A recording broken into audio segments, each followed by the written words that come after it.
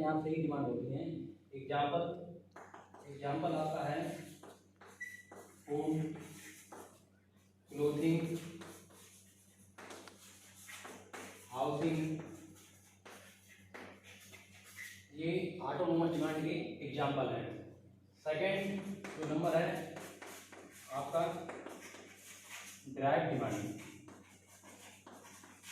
Direct demand का mean क्या होता है कि ये जब किसी वस्तु की मांग अन्य किसी वस्तु की मांग से जुड़ी होती है तो उसको हम डायरेक्ट डिमांड के नाम से हम जानते हैं।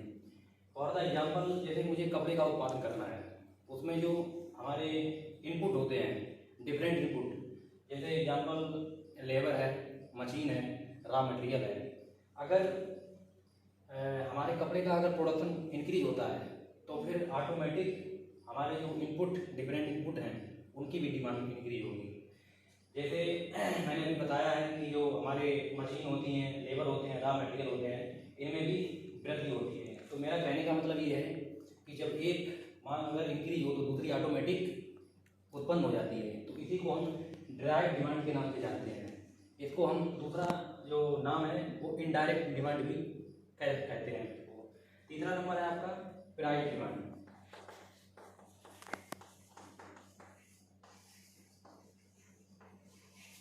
प्राइस डिमांड का मतलब क्या है कि जब डिमांड एंड प्राइस के बीच में जब रिलेशन होता है, जैसे अगर ये आपका प्राइस है और ये आपका मार्केट डिमांड है, अगर ये प्राइस अगर यहाँ पर है इस तरीके से, अगर इसका मतलब ये हुआ है कि इतना वस्तु की जो प्राइस है वो यहाँ पर है तो इसकी जो डिमांड है वो उतनी ही कम होगी, और अगर जितनी वस्तु की जो प्राइस है वो कम होगी तो उतनी डिमांड बढ़ेगी। तो इसका मतलब क्या हुआ, ये इनवर्स रिलेशनशिप है।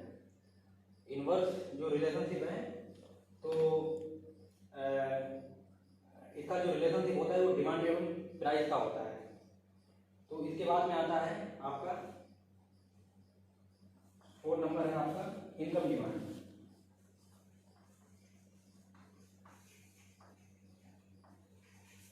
इनकम डिमांड का मतलब होता है आय मांग। मतलब जो इसमें क्या कह सकते हैं कि जैसे डायरेक्ट रिलेशनशिप होता है। डायरेक्ट रिलेशनशिप का मतलब है कि तो इनकम अगर इंक्रीज होगी तो जो कंज्यूमर की जो क्वांटिटी है वो भी इंक्रीज होगी। अगर जो हमारी इनकम है वो डिक्रीज होगी तो फिर जो क्वांटिटी है वो भी डिक्रीज होगी। हम कह सकते हैं कि इसमें डायरेक्ट रिलेशनशिप होता है। डायरेक्ट मतलब हम कर्व के माध्यम से समझ सकते हैं कि जो हमारा इनकम है, इनकम आई और क्वांटिटी क्यू, अगर हम इनकम हमारी इंक्रीज होती है तो क्या होता है, हमारी क्वांटिटी भी इंक्रीज होती है, और अगर हमारी इनकम डिक्रीज होती है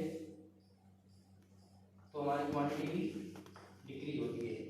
इस तरीके से जो कर्व बनता है वो हमारा कर्व होता है अपवर्ड स्लोपिंग, यानी कि ऊपर की तरफ। ठीक है। इसके बाद में आता है हमारा नंबर 5, जो है 5 नंबर क्या है हमारा क्रॉस डिमांड। क्रॉस डिमांड का मतलब क्या होता है, क्रॉस डिमांड मतलब जो relationship between demand of x goods and with the price of by goods. मतलब ये जो रिलेटेड गुड्स होती हैं वो 2 टाइप की हैं, एक सब्स्टिट्यूट गुड और दूसरी कंप्लीमेंट्री गुड्स। तो सबसे पहले हम समझ लेते हैं कि जो सब्स्टिट्यूट गुड है उसका मतलब क्या होता है। सब्स्टिट्यूट जो गुड है उसका मतलब ये होता है कि जैसे मान लीजिए ये आपकी पेप्सी है और ये कोको कोला है। अगर इसके प्राइस 10 रुपीज़ हैं और इसके भी प्राइस 10 रुपीज़ हैं, फिर उसके बाद में आफ्टर इसके बाद में क्या होता है, इसके प्राइस 8 रुपये हो जाते हैं और इसके प्राइस 10 रुपये हो जाते हैं। तो क्या बोलते हैं, प्राइस किसकी ज़्यादा है, कोको कोला की, लेकिन डिमांड किसकी बढ़ रही है, पेप्सी की। ठीक है। अगर इसी तरह हम इसकी अगर हम प्राइस 12 करते हैं, इसकी हम 10 करते हैं, तो हमने प्राइस कम किसके की है, कोको कोला की, है ना, और इंक्रीज किसके की है, पेप्सी की, लेकिन डिमांड किसकी बढ़ रही है, कोको कोला की। तो दोनों मतलब अपोजिट में चलते हैं। तो ये आपका रहा सब्स्टिट्यूट गुड्स। और इसके बाद में आपका जो है कॉम्प्लीमेंट्री गुड्स।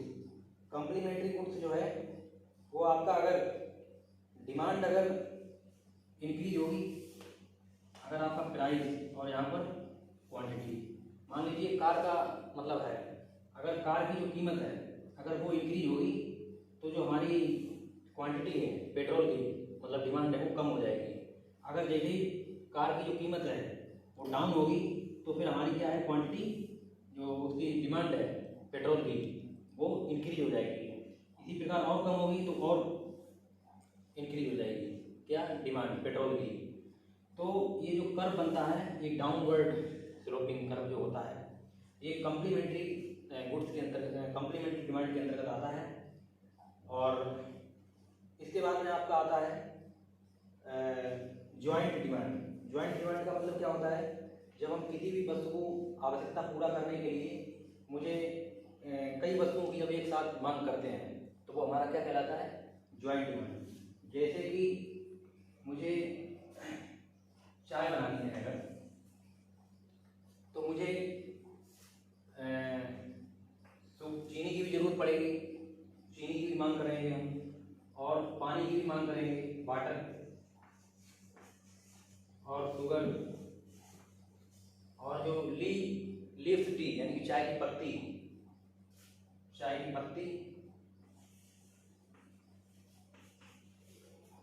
और इसके बाद में आपका मिल्क। तब जाकर के हमारी जो चाय की जो मतलब आवश्यकता है तब मेरी पूरी हो पाएगी।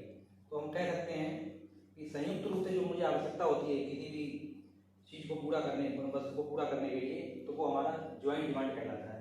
इसके बाद में आपका आता है कंपोजिट डिमांड। कंपोजिट डिमांड का मतलब ये होता है कि जब किसी वस्तु की मांग कई उपयोगों के लिए की जाती है सामूहिक रूप से तो फिर हम इसे कंपोजिट डिमांड कहते हैं। मतलब ये है कि जैसे मुझे दही की ज़रूरत है, दही की आवश्यकता है, तो मुझे सबसे पहले मिल्क लेना पड़ेगा। अगर मुझे मिठाई बनानी है तब भी मुझे दूध की आवश्यकता पड़ेगी। अगर मुझे चाय बनानी है तब भी मुझे दूध की आवश्यकता पड़ेगी। तो इसका कहने का मतलब क्या है, कहने का मतलब ये है जब किसी वस्तु की मांग कई उपयोगों के लिए सामूहिक रूप से जब हम करते हैं तो फिर हम इसको किसके नाम से जानते हैं, कंपोजिट डिमांड के नाम से जानते हैं। अब नंबर आता है डायरेक्ट डिमांड। अगला नंबर जो है डायरेक्ट डिमांड है। तो डायरेक्ट डिमांड का मतलब क्या है, डायरेक्ट डिमांड का मतलब है जब किसी वस्तु की मांग मुझे मतलब आवश्यकताओं की पूर्ति की जाती है, मतलब हमें संतुष्ट करने के लिए जब हम मांग करते हैं तो वो हमारा डायरेक्ट मांग यानी प्रत्यक्ष मांग है। जैसे मुझे पेन लेने हैं, मुझे बुक्स खरीदनी है, मुझे क्या नाम शैम्पू लेने हैं, मुझे ऑयल लेना है, तो ये मेरी क्या है डायरेक्ट डिमांड है। अगर हम कहें कि मुझे आटा लेना है तो आटा लेंगे लेकिन वो हमारी डायरेक्ट डिमांड नहीं होगी क्योंकि उसके बाद में मुझे रोटी बनानी पड़ेगी, तो ये डायरेक्ट डिमांड में नहीं आएगा। डायरेक्ट डिमांड में यही है कि जो भी हम अपनी आवश्यकताओं को तुरंत संतुष्ट करने के लिए जो हम प्रयोग करते हैं वो डायरेक्ट डिमांड कहलाता है। तो आज की वीडियो में बस इतना ही, धन्यवाद।